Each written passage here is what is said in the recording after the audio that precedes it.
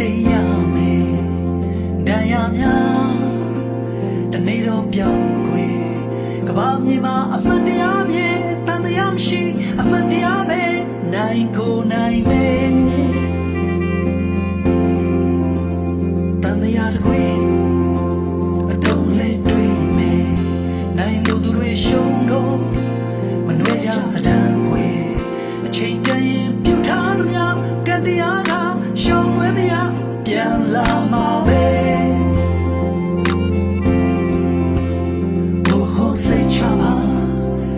စိုက်ပျိုးသမျှသင်ကိုယ်တိုင်ရည်သိမ်းခြင်းမတော်လို့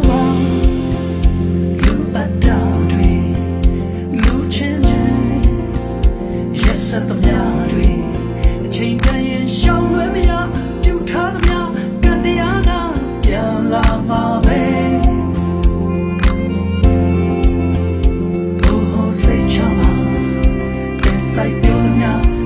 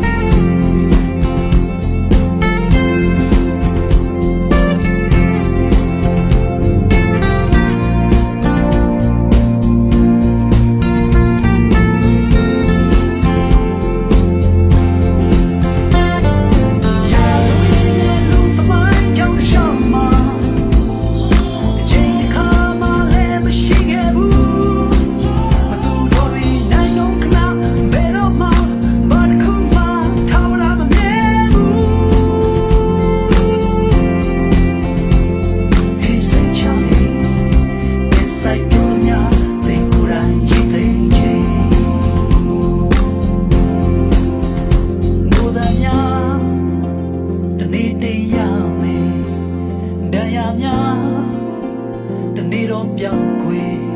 ကဘာမြေမှာအမှန်တရားမြေတန်တရားမရှိအမှန်တရားကနိုင်ကိုနိုင်မယ်ဟုတ်စိတ်ချပါ